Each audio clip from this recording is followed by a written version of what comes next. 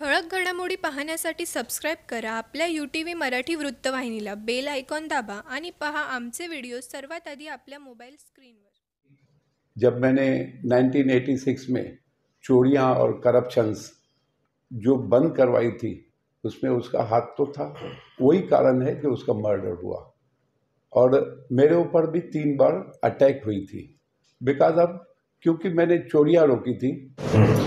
पप्पू जी, 2024 के चुनाव में आप बाहर घूम रहे हो और पिछले 30 साल से 2 टर्म आप उल्लासनगर में नहीं थे, और जब भी शहर की इमारतें गिरती है, बरसात शुरू होती है, इमारतें गिरती है, लोग मरते हैं, धोखादायक इमारत होती है, महानगर पालिका खाली करती है, तो क्लेम पूरा आपके ऊपर आता है कि 855 इमारतें पप्पू कॉलोनी ने बनाई थी, अभी वो गिर रही है, शहर का नुकसान आपने किया है, क्या कहोगे? ऐसा मुझे नहीं लगता है। जो भी लोग बोलते होंगे तो वो गलत बोल रहे हैं। मैं लोगों से या शहरवासियों से या बाकी किसी से भी ये पूछना चाहूँगा कि मेरे टाइम की जो बिल्डिंग्स बनी हुई है उसमें से एक बिल्डिंग का नाम खाली मुझे बताए जो धोखादायक हो या गिरी हो। एक बिल्डिंग का नाम बताएं तो जो बोलो मैं हारने के लिए तैयार हूँ। 1992 से पहले की कोई भी बिल्डिंग हो। यानी आपके समय की बिल्डिंगें गिरी नहीं है, ऐसा आपका कहना है? बिल्कुल, सवाल ही नहीं पैदा होता है। हम लोगों ने, हमारी सुपरविजन थी पूरी तरह से, बिल्डिंग्स के ऊपर सुपरविजन थी और कंस्ट्रक्शन आज भी उनकी मजबूत कंस्ट्रक्शन खड़ी है। एक बिल्डिंग का तो कोई नाम लेवे ना यार, पप्पू कॉलोनी के टाइम की कोई बिल्डिंग बनी है, एक बिल्डिंग का नाम लो। तो ये 855 का जब मामला आता है तो आपका नाम क्यों आता है आगे? ठीक है ना, अपोजिशन वाले बोलते रहते हैं, हमारे शहरवासी नहीं बोलते हैं, लोग नहीं बोलते हैं। ये पॉलिटिकल अपोनेंट, उनका काम है अपोज करना, और इसमें कोई गलत बात भी नहीं है। वो अपोज करते हैं, खिलाफ बात करते हैं, दिस इज राजनीति। तो जो अभी के जो उम्मीदवार है कुमार आलानी, उनका कहना है 20 रुपए स्क्वायर फुट पे आप लेते थे। नहीं, ठीक है ना, उनका कहना है ना। बिल्डर्स जो जिन्होंने बिल्डिंग बनाई उन्होंने बोलना चाहिए कि पप्पू कॉलोनी ने 20 रुपया लिया। मुझे कोई खरीदार नहीं है, ना ही मैं, मेरा बिजनेस पहले देखता हूँ, मेरा परिवार पहले देखता हूँ, उसके बाद बाकी दुनियादारी। तो मुझे कोई खरीदार नहीं है। टिल टुडे अगर ऐसा हुआ करप्शन में किसी ने भी मुझे, शहरवासियों में से या बिल्डर में से किसी ने भी उंगली उठाई होती कि हाँ पप्पू ने हमसे 20 रुपया स्क्वायर फीट के लिए लिया है, तो फिर बात अलग होती थी। तो ये रेपुटेशन जो आज मेरी है नॉन करप्ट, वो रेपुटेशन मेरी नहीं रहती थी। लेकिन कुछ गिरने वाली बिल्डिंगों में कुमार आलानी जी का भी नाम आया है कि उन्होंने बनाई थी। ये मुझे मालूम है, उन्होंने काफ़ी सारी बिल्डिंग्स बनाई है, मगर मैं कुमार आलानी के खिलाफ कुछ बोलना नहीं चाहूँगा आज। पॉलिटिकल, क्योंकि उसको नीचा दिखा के मैं खुद को ऊंचा नहीं समझना चाहता हूँ। दुनीचंद कालानी जो थे वो आपके गुरु थे, तो उनके बारे में आप क्या बताएंगे? नहीं, वो मेरे गुरु थे ना, उनका गुरु थे, उनकी गाइडलाइंस थी। जब मैंने 1986 में चोरियां और करप्शंस जो बंद करवाई थी, उसमें उसका हाथ तो था।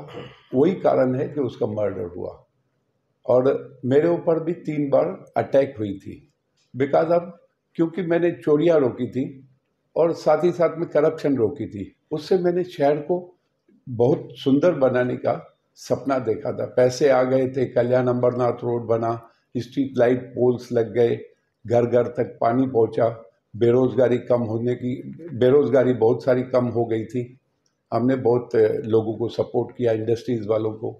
यह हकीकत है, दुनीचंद कालानी हमारे गुरु थे और उनकी गाइडलाइंस थी। दुनीचंद कालानी जी की जो हत्या हुई थी वो किसने और क्यों की थी?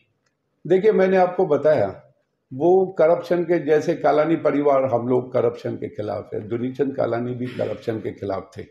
चोरियां इतनी, हमारी बजट बढ़ने का कारण करप्शन रोकी गई और चोरियों को रोका गया। 5 करोड़ की बजट 4 महीने के अंदर 25 करोड़ की बजट बन गई। तो उसकी वजह से दुनीचंद कालानी का मर्डर हुआ और कराने वाले वही जिनको वो फायदा हो रहा था, जिनकी चोरियां हम लोगों ने बंद की थी। कई बार विरोधी और ऐसे बोलते थे कि शहर को सिंगापुर बनाने वाले थे, सिंगापुर बनाने वाले थे। आपने शहर को सपना दिखाया था सिंगापुर का। सपना नहीं दिखाया था, मैंने सिंगापुर बनाना था और एक साल में मैं 25 बार सिंगापुर गया था, ये हकीकत है। मगर मुझे एक मॉडल देना था सिंगापुर का। गोल मैदान के सामने जो इतनी सारी ज़मीन थी, अबाउट 50 एकड़ ज़मीन थी, उसमें मुझे सिंगापुर मॉडल देना था जो खाली ज़मीन थी। मुझे पता नहीं था कि ये ज़मीन पे कुछ बिल्डर्स लॉबी का ध्यान है, इसमें कुछ मिनिस्टर्स की भी इन्वेस्टमेंट थी और मुझे सजा दिलवाई गई। कौन थे वो मिनिस्टर्स, आप बताएंगे? मैं नाम लेना जरा सही नहीं समझता हूँ। आपके ऊपर हत्या के आरोप लगे, आपको सजा हुई, तो आप जेल में भी गए थे, चुनाव भी नहीं लड़ सकते हो, तो मामला तो दर्ज हो चुका है। देखिए, सजा जो है वो दिलवाई गई थी बिकॉज ऑफ दैट लैंड। मतलब किस तरह से आपने सजा हो गई है, गुनाह तो हो गया है, फिर आप कह रहे हो कि सजा दिलवाई गई थी ना, सजा दी गई नहीं थी। और मैं बताऊं कि पता नहीं जुडिशरी के खिलाफ शब्द बोलूं या नहीं बोलूं, एक जज ने पूरी हियरिंग ली थी, जजमेंट देनी थी बाकी, तो जज की ट्रांसफ़र हो गई और फिर मुझे सजा दिलवाई गई।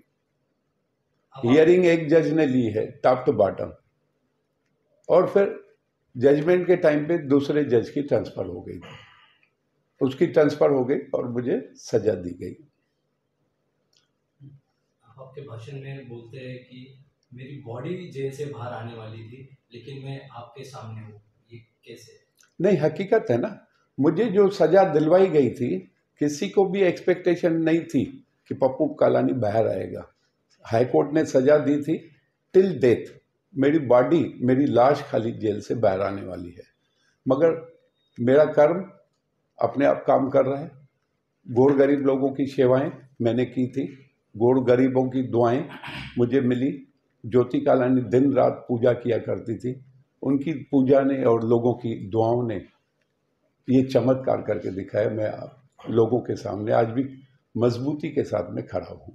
उल्लासनगर शहर के कंक्रीट के रास्ते, ये पूरे भारत में पहली बार उल्लासनगर में बने ऐसे कहा जाता है, तो उसके बारे में लोग बहुत चर्चाएं करते हैं, हमें जरा विस्तार से बताइए उसके बारे में। नहीं, हकीकत है ना, सीमेंट कंक्रीट रोड जो हमने उल्लासनगर में बनाए हैं, वो आज भी आप देख सकते हैं उसकी क्वालिटी कैसी है।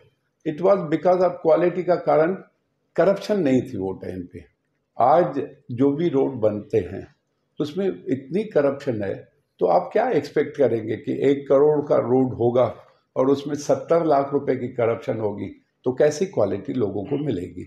और आज तो टेक्नोलॉजी उल्टा बहुत अच्छी है, जो मेरे ज़माने में रोड बने थे उससे भी अच्छे रोड बनने चाहिए, मगर करप्शन को कौन रोकता है? 70% करप्शन है। आप जेल जाने से पहले का उल्लासनगर और अभी आप घूम रहे उल्लासनगर, कितना अंतर है उल्लासनगर में और आजू बाजू के शहरों में? जेल जाने से पहले और आज में रात दिन का फर्क है। रोना आता है मुझे, मैंने क्या सपना देखा था उल्लासनगर को बनाने का, और उसी तर्ज पे मैंने काम भी किया। एक साल में 25 बार मैं सिंगापुर जाकर आया, तो वो मेरा सपना नहीं था, सिंगापुर बनाना था। आज इस शहर को देखता हूँ तो रोना आता है, और आजू बाजू के शहरों को देखता हूँ तो और ज़्यादा रोना आता है कि जो शहर गांव की तरह थे, उल्लासनगर बहुत आगे डेवलप होते जा रहा था, आजू बाजू के जो शहर गांव थे वो आज शहर बन चुके हैं, हम लोग वहीं के वहीं खड़े हैं। पहले के इलेक्शन में और अभी के इलेक्शन में क्या आपको अंतर लगता है? बहुत अंतर है। पैसे का जो चलन है पहले इतना नहीं था, पैसे का चलन ज़्यादा हो गया है। किस तरीके से? यानी वोट फॉर नोट, ऐसे ही समझिए, वोट फॉर नोट। वोटर से क्या अपील करेंगे? बस वही कहना है कि मेरा जो सपना था और ज्योति कालानी का जो शहर के प्रति सपना था, उसको पूरा करने के लिए ओमी कालानी को वोट करें। ठळक घडामोडी पाहण्यासाठी सबस्क्राईब करा आपल्या UTV मराठी वृत्तवाहिनीला, बेल आयकॉन दाबा आणि पहा आमचे व्हिडिओ सर्वात आधी आपल्या मोबाईल स्क्रीनवर।